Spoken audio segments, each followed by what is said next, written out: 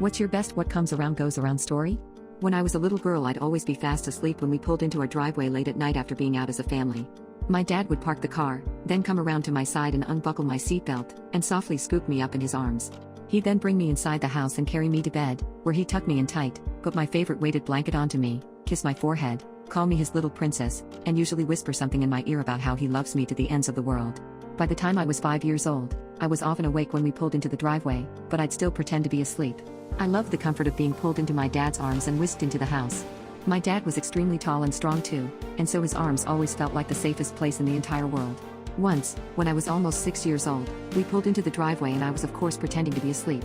My dad did his ritual extraction, and as he was picking me up he leaned over and whispered in my ear, "I know you're not asleep and I know what you're doing, but I love carrying you inside too much to stop." He kept doing it all the way until I was 9 years old.